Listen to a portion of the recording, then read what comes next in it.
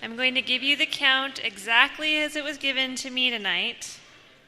Tonight's attendance is 842.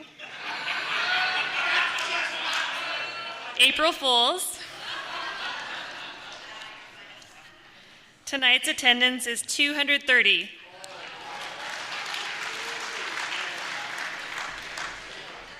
I would now like to introduce our speaker for tonight, Marcel A. from San Francisco.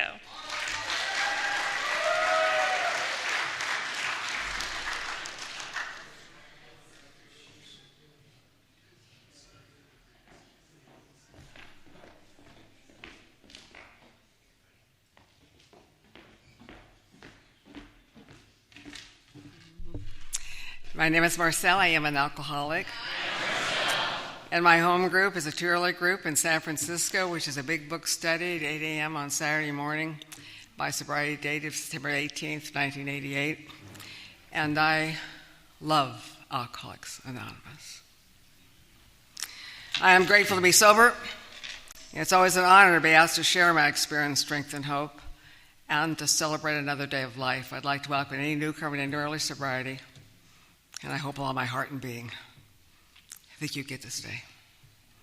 And happy birthday to the celebrants. You know, I was participating in a conference this weekend, and the theme of it was We Are Family. Now, I have my relatives, but I look around the room tonight, and the AA family is so very powerful. Before every meeting at this conference, 4 or 5 people would line up and they would say the Serenity Prayer in their language prior to say it in English. So over the course of the weekend, I heard the Serenity Prayer said in Hawaiian, Spanish, French, Italian, German, Dutch, Polish, Chinese, Russian, and I think there was one more, I can't remember now. And on Sunday, at the very last meeting, the person who read the Serenity Prayer in English was a little girl. Her father held his 5-year-old daughter in his arms and handed her the microphone, and she said the Serenity Prayer in English.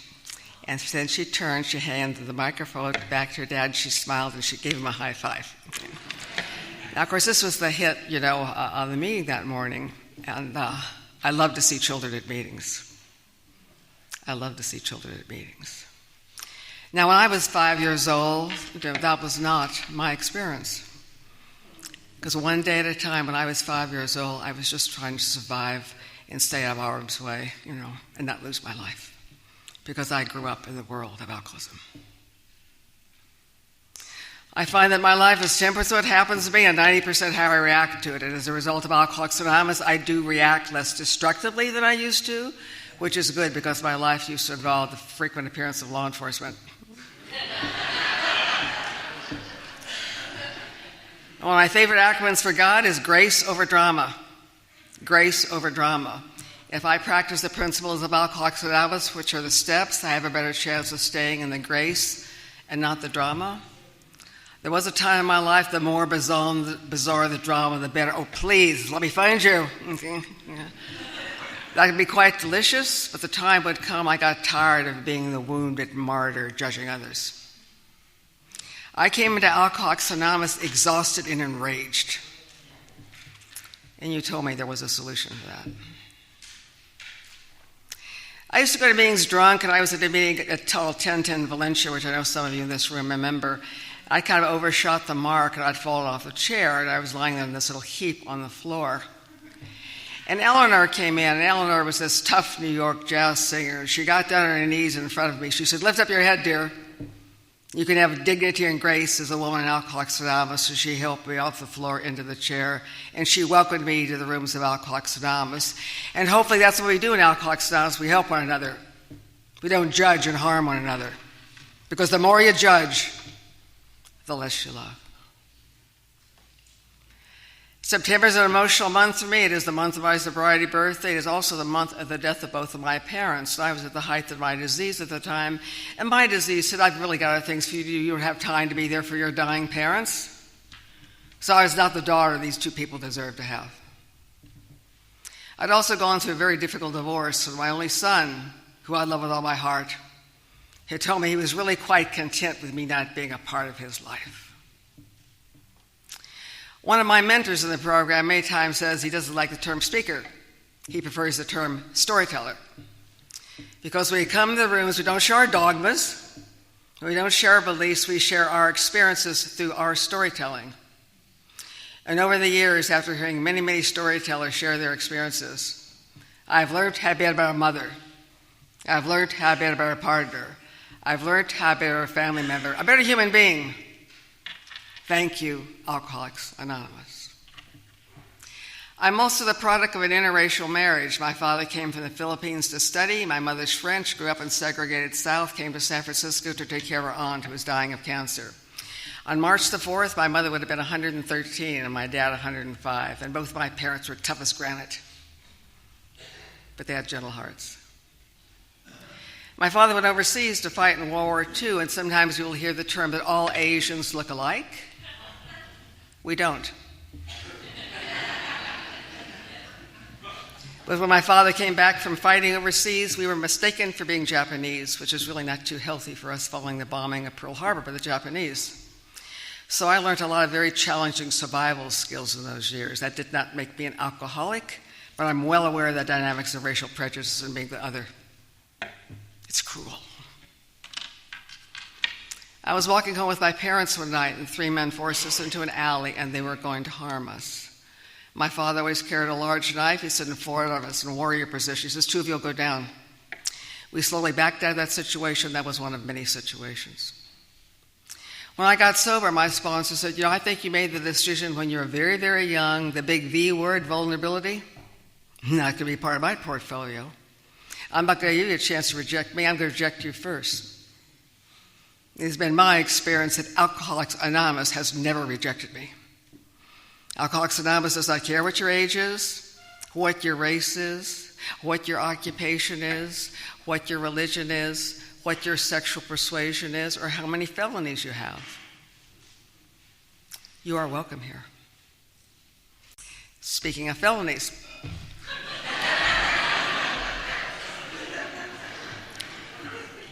I have done meetings consistently in prisons for over 26 years.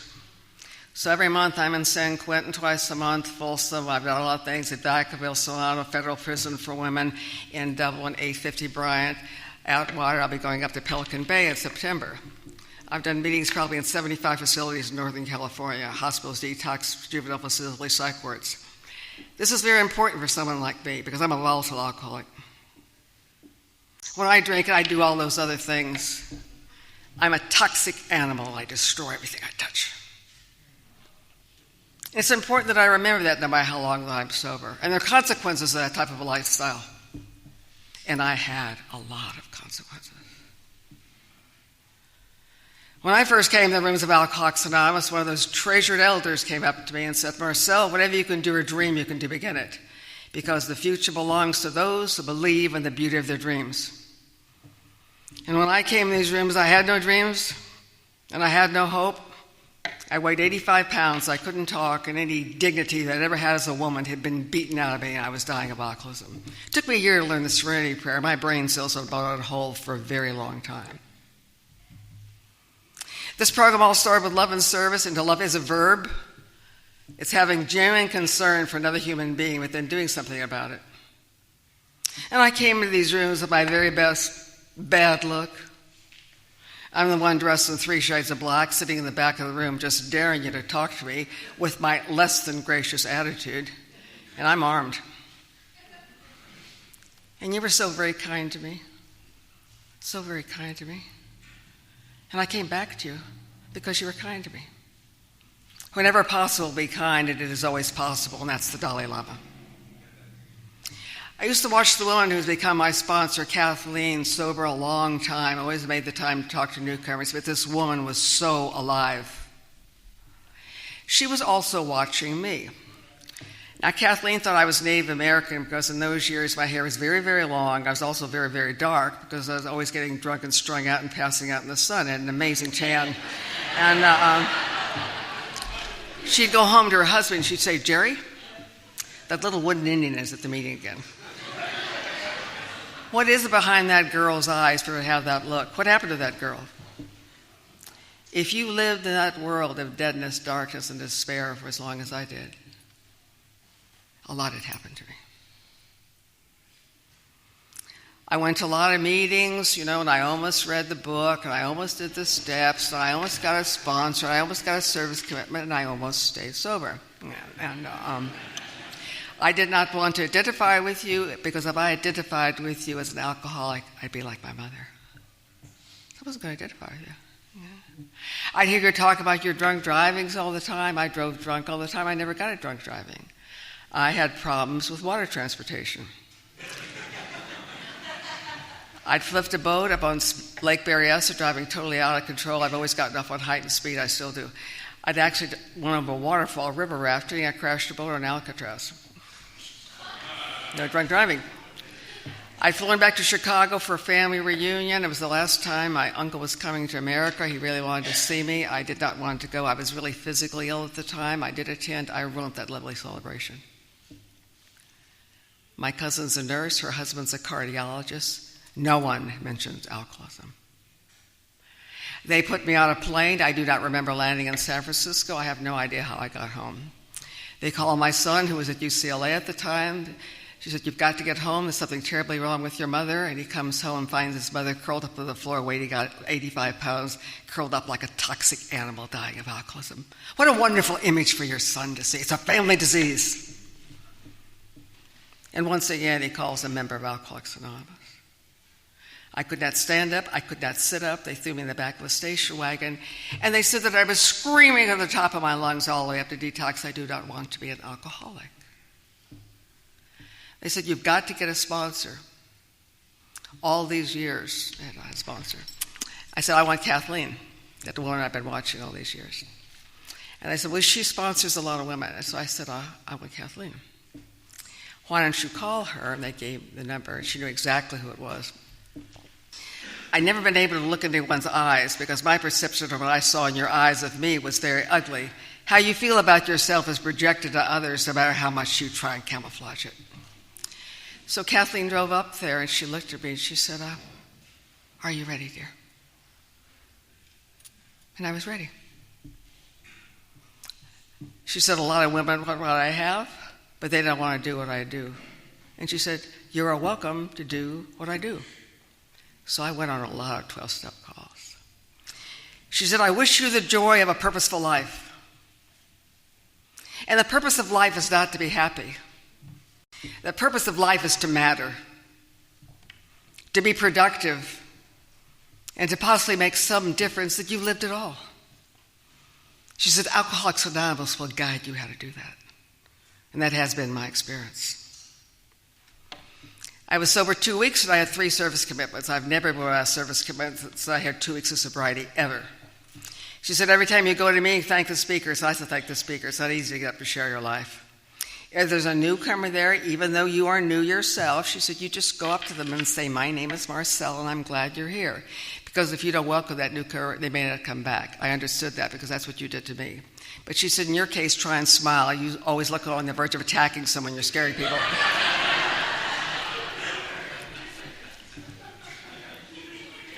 I didn't know that. I needed her to tell me that. And so and if someone has a birthday, you wish them a happy birthday. She said, "You focus on those 3 things, and possibly you'll stop thinking about your favorite tragic topic," which of course happened to be me.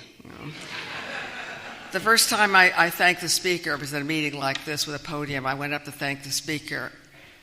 I went up, "Thank you." I turned around. The perspiration was pouring off of me. It was so hard for me to interact with another individual. The first time I welcomed a newcomer, I said, what happens if they say something back? She said, "Don't worry about it, just play it by ear." So I welcomed this newcomer, and I was walking back to my car, and she came running up to me, and she says, "I'm so glad you talked to me because I was so frightened." And she started to cry. And for the first time in a very long time, I just felt that I'd done something right, and I wanted to do it again. I don't go to that meeting that often. I dropped in there one night, and the topic was newcomers, and this woman raised her hand. She said, "I remember the first time I came to this meeting, a woman came up to me during the break, and I was so glad that she talked to me because I was so frightened." And then she came up to me after the meeting. She said, "Do you remember me?" I said, "I remember you." because she had 1 year, and so did I. Kathleen said, don't try and look good in AA. She said, you did that get sober to be admired, or to be grand, or to get caught up in your perceived magnificence. She said, you got sober, you have maximum service to God and another human being. She said, your world will change as you change. And that's going to require ongoing commitment on your part. And anything that you put before your recovery, you are going to lose. It's all right for you to look at your past, stop staring at it. Stop staring at it. Kathleen always talks about the delusion of wellness. The delusion of wellness. She said, darling, after 58 years of sobriety, she says, I'm still learning. And I will never be too sober that I can't get drunk. So there's no ego there. And the difference between self-esteem and ego, self-esteem doesn't need an audience. The alcoholic ego always needs an audience. She said, I don't care how hard you're trying this. You're trying very hard. Some things just come with time. Also, sometimes it doesn't come just because you're sober. And many things in my life did not come to fruition without the passage of a great deal of time. When I was sober 20 years, I got together with my former husband, a man I had not seen in 23 years. When I got sober, I tried to make amends to the best of my ability. He's from Germany. As a result of the guidance of my sponsor and the steps, I'm really good friends with the entire family in Germany and in the United States. Whenever there was a loss in the family, I would send a note. He would acknowledge it. He did not want to see me. Kathleen said, if your heart is in the right place, and you are coming from a place of love, the universe has a way of opening its arms and helping you with the healing, if your heart is in the right place. I was going through some old photo albums, and I found some beautiful pictures of he and his mother. He was from East Germany. I used to go into East Germany a lot when his mother was alive, when the Berlin Wall was still up. This was in the late 60s. There are a few in this room who are old enough to remember that, and it was a very, very different world in those years. And I thought he should have these photos of his mother. So I got a beautiful card with orange and yellow flowers because I remember how he cherished his garden. And I said, I thought you should have these photos of your mother. And I said, there were some difficult times on our journey together, but I would like to thank you for gracing my life, or perhaps the time could come we could have coffee and cooking together. Off goes the letter. And I meant that. 2 weeks later, I go to my mailbox, and I open it up, and I see this handwriting I have not seen in 23 years. And it was a very touching letter from him thanking me for those photos of his mother. He said, I don't go to the Bay Area that often, but I would like to have lunch with you. He lives in a little town called Willits. So he comes into town, we're sitting there having lunch, and he says, I have to ask you, were you really angry when we divorced? That's all I could do to contain myself. And he got married right after we divorced. I used to go to meetings saying I wanted to execute him repeatedly because once wasn't enough. But I found myself saying, sometimes we have two nice people who grow apart.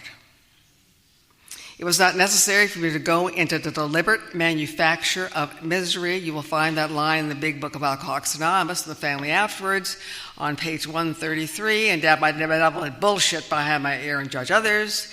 And because of that, we had a really nice afternoon together. But that's because my world has changed as I have changed. And this was my son's stepfather, and when we divorced, he sent my son a very cruel letter. It was very, very cruel. Also, I found out some other very cruel things that I did not know about. And my son was very, very angry, very angry. And when I told him we'd had lunch, he said, Mom, I've heard you talk a lot about forgiveness over the years. Family disease, family recovery. The principle of step 8 is forgiveness. My son called him. My son's lived overseas for most of my recovery, which resulted in my former husband start sending him notes and cards and letters. And he said, perhaps someday we could have lunch. So in November 2010, when my son was visiting, they got together and had lunch after not seeing each other for 26 years.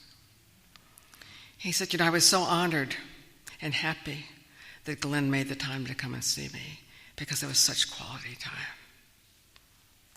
Thank you, Alcoholics Anonymous.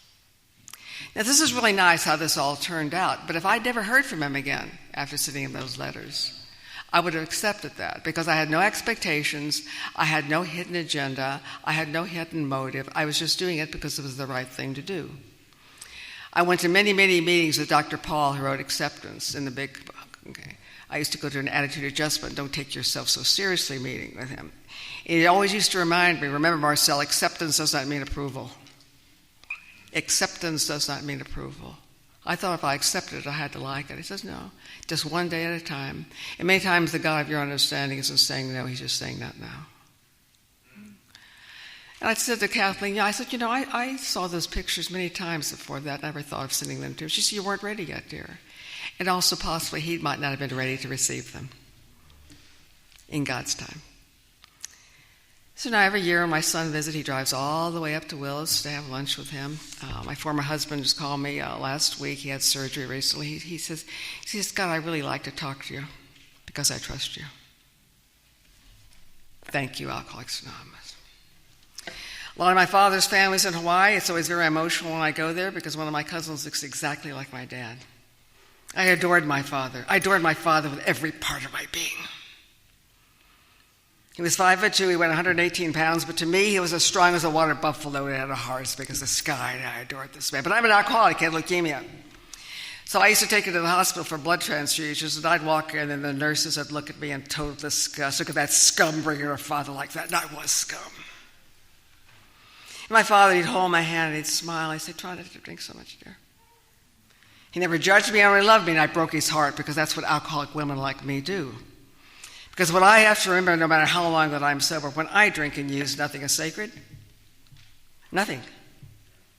My husband, my child, my family, my friends. If you're going to survive, you better get out of my life so the time will come that everyone would leave. And the feeling of being alone and not wanted is the most terrible poverty.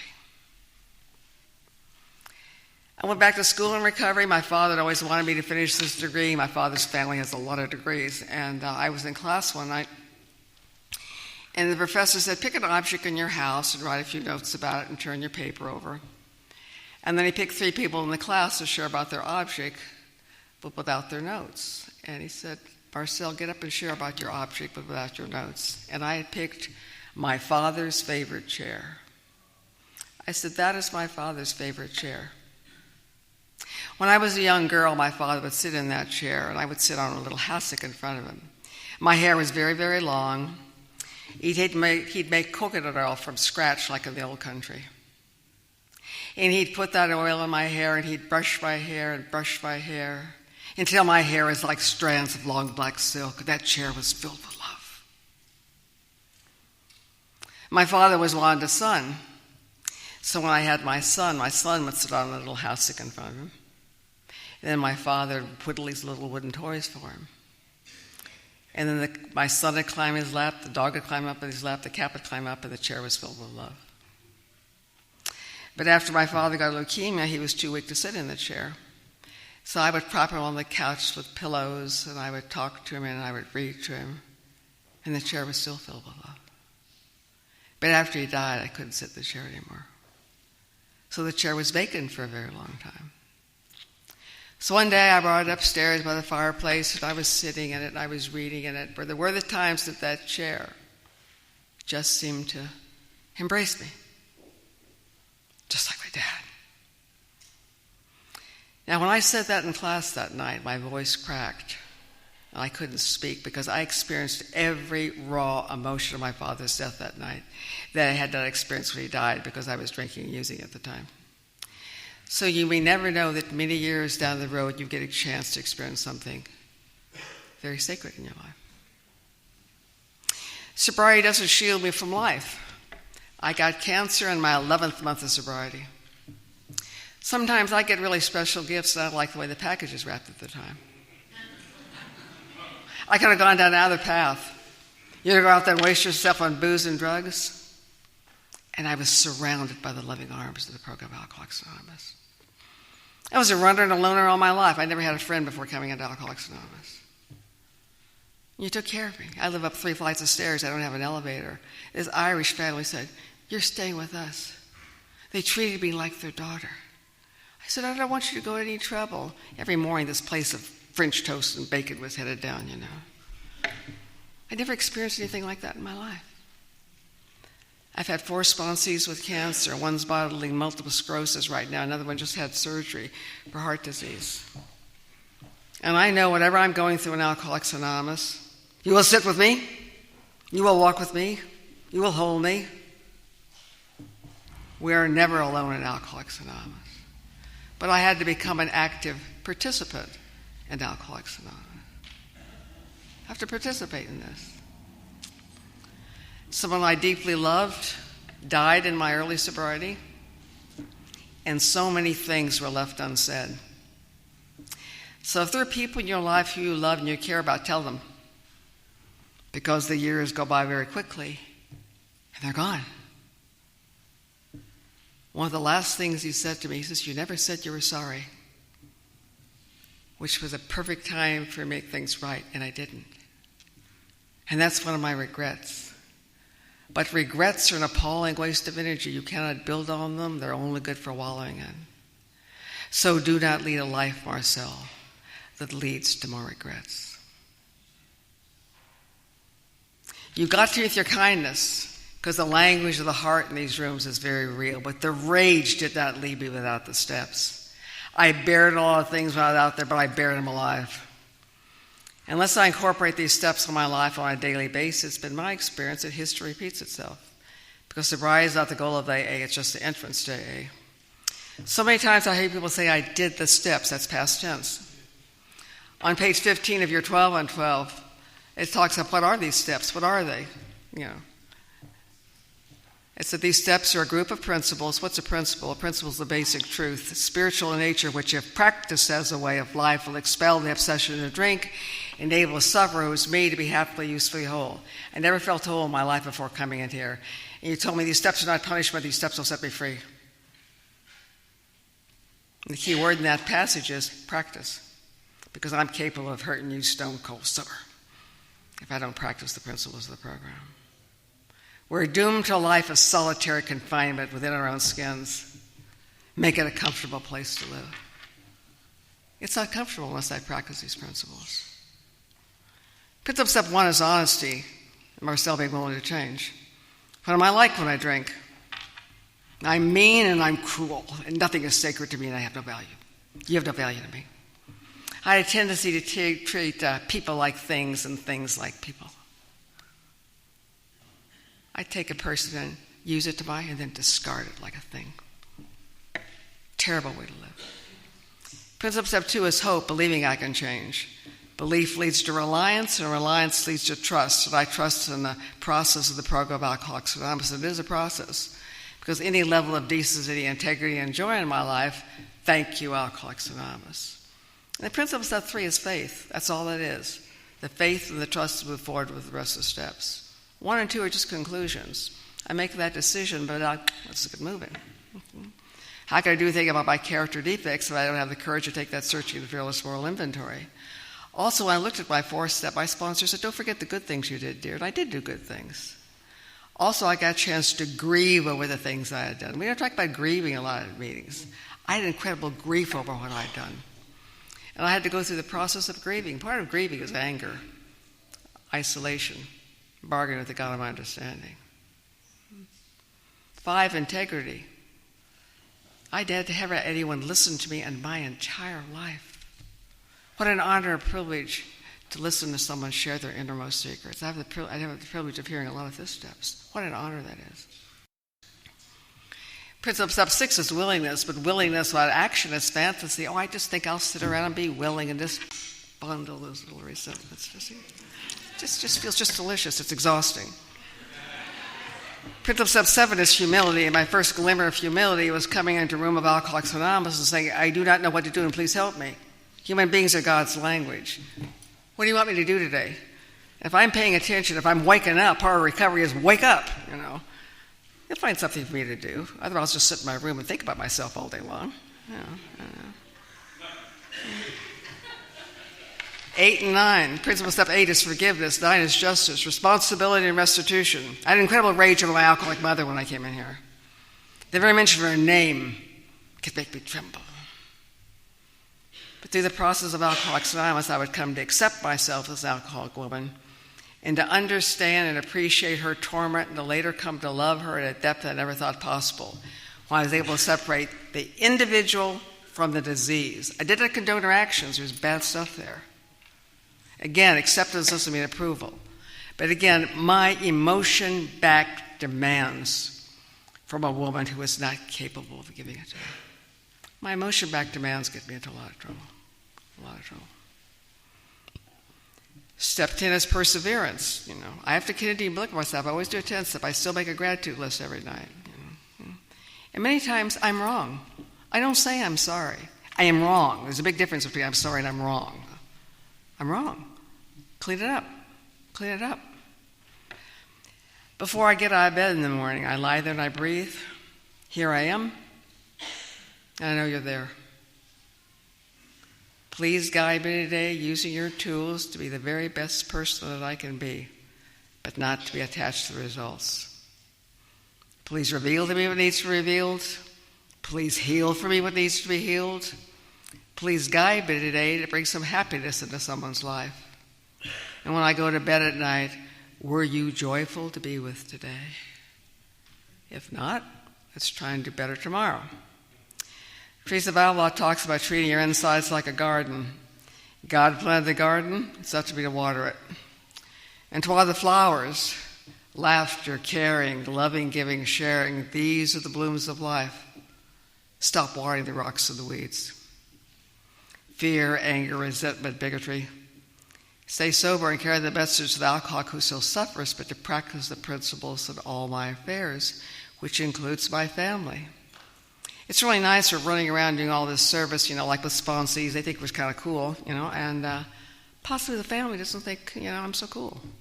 It took years and years and years. With my family, I had to equate sobriety with time. Rod Hampton used to say, this I must earn. This I must earn. And Polly always says, the score will never be even in my lifetime. My son is 52 years old. He's lived overseas for most of my recovery. He always comes in November, or sometimes we go over there. And we were talking on the phone a couple of years ago, and all of a sudden, we were talking about someone's birthday. And all of a sudden he says, I've never forgotten my 16th. He's never mentioned it. And my sponsor said, ask him. But don't ask him over the phone. Do not ask him over internet.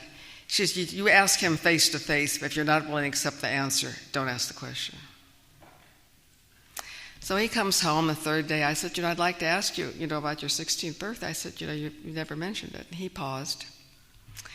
He said, Mom, you told me to meet you in Chinatown at this restaurant. I'd make it a very special day for you. So Mom, he says, I went down to that restaurant and I waited. And I waited. And I waited. And of course, his alcoholic mother never comes. And then my former husband gets on the phone and says, your mother's not coming. She's having some challenges. And then I get on the phone with my alcoholic stupor and how I hurt him. He said, Mom, I was so lost in those years. Our kids get lost. Our kids die.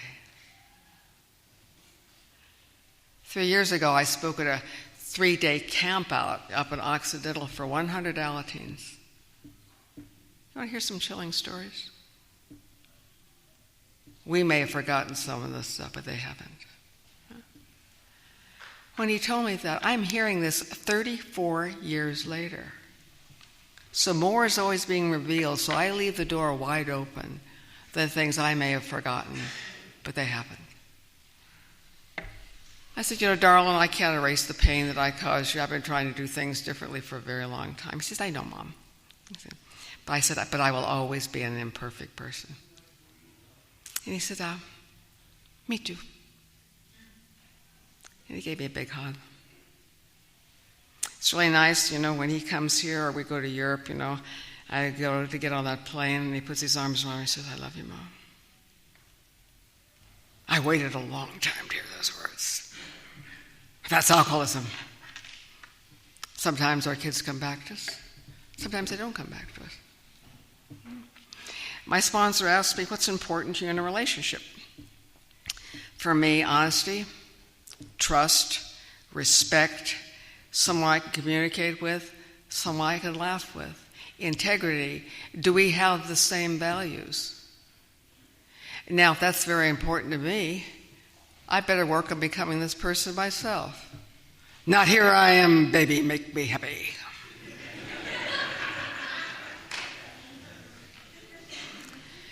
I met my partner through service. Actually, we did service together for 7 years before our first date, sometimes quickly, sometimes really, really slowly.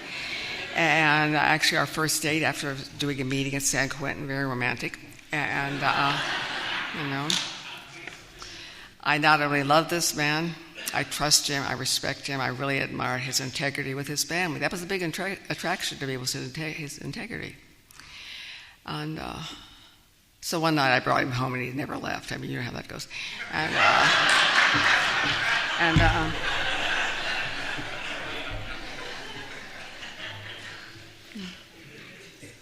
I never let him go to bed at night without telling him I love him, because I do. I never let him leave the house in the morning without telling him I love him, because I do. I never bothered to do that with my former husband, because I was too consumed with my material quest at the time. My money never hugged me. It's really nice to, we've been doing it for a long time, for about, about 26 years now. We get together on the holidays. We have a holiday luncheon. His former wife comes, all the 3 kids, my son, the 7 grandchildren. This takes commitment. This takes commitment. Thank you, Alcoholics Anonymous. None of this would happen without Alcoholics Anonymous. I think back, I was talking to my sponsor last week. She's been having some health challenges, but everything with her is love, service, gratitude, don't judge. She keeps it very basic. And I watched this woman go through incredible trials and tragedies already. She keeps it very level like that. I remember, she always looked like she stepped off a fashion magazine when I saw her, and I kind of looked like I jumped off a freight train and landed wrong. I mean, I looked so bad when I came in here. So she'd come to the meeting. She had this little box, and she said, I have something for you. And I opened up the box. This is during my 3 Shades of Black stage. And I opened up the box, and this bright-colored blouse pops out. And she says, darling, I saw that color, and I thought it really looked nice on you. She didn't say anything how bad I looked, or she never did anything to shame me in any way. She always came from a place of love. She's very encouraging. So these little boxes keep on appearing. And so she's bringing another gal skirts, because she always came to the meeting with shredded pants all the time. So I find out later, Kathleen's from the ghetto of Chicago. She cut out when she was 14 years old with no formal education. She had 4 sons by the time she was 20, dragging around the United States, packing a gun. And she gets to San Francisco, and her sponsor is up for a Pulitzer Prize. And he said, Kathleen, you could do anything. Alcoholics Anonymous will guide you. You could do anything. And that's what she told me. Everything is possible. One of the elders gave me this little yellow piece of paper. I know I've given it to a lot of you over the years. I have copies of this if anyone wants one. It's on exhaustion. I don't need anyone to make me miserable. I can just do an incredible job of this all by myself. Exhaustion is the result when I use my energy on mulling over the past with regret, or in trying to shape a future that has yet to arrive, anxiously hovering over it for fear that it will or won't come true, uses all of my energy and leaves me unable to live today, yet living today is the only way to have a life. I will have no thought for the future actions of others, either expecting them to be better or worse as time goes by, for in such expectations I am trying to create, I will love and let be. All people are always changing. If I try to judge them, I do so only on what I think I know of them, failing to realize as much I do not know. I'll give others credit for attempts at progress and for having had many victories which are unknown. I too am always changing, and I can make that change a constructive one if I'm willing. I can change myself, and others I can only love. I have to give people the dignity of having their own journey, which is very difficult sometimes when we have a loved one destroying themselves. So one of my mentors said, Marcel, pray for the stranger. Pray for the strangers of God put in their life to bring them comfort, and you just stay sober and practice the principles. and do service. That's what I try and do. I'll close. I was doing a pre-release program at the federal prison for women in Dublin. I did it every Monday for 2.5 hours for a year. And when I came in, I brought in the poem of the butterfly, because I think the butterfly signifies beauty and transformation. At the end of the poem, it says, people will forget what you said, people will forget what you did, but people will never forget how you made them feel. That's Maya Angelou. And if anyone wants a copy of it, I have a copy of it with me. And so on the last day of the class, the women wanted to have a little celebration, and they wanted the theme to be the butterfly. So Claire and I come in to do the class, and they'd gotten all of this colored paper, from the chaplain. And we walk into the classroom, they turn the ceiling into a little mini garden, and all of these colored butterflies were hanging from the ceiling, and colored flowers.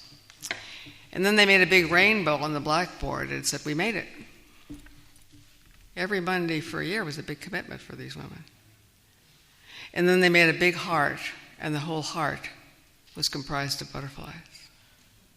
And they said, thank you for the way that you made us feel. And I hope I never forget how Alcoholics Anonymous made me feel when I came in here, because I was so broken when I came here. But I have to remain grateful, because it's harder to drink and use with a grateful heart. Yeah. And grace began to enter my life when I became focusing on the near misses I survived, instead of focusing on the dreams that did not come true. I was in Atlanta for the International. We were over at the Martin Luther King Memorial Site, which is an incredible place to visit if you're over there. And one of my favorite passages of his is, darkness cannot drive out darkness, only light can. And hate cannot drive out hate, only love can. So I come to you for the light and for the love. Why would I ever want to leave this way of life? Thank you, Alcoholics Anonymous, and thank all of you for being here.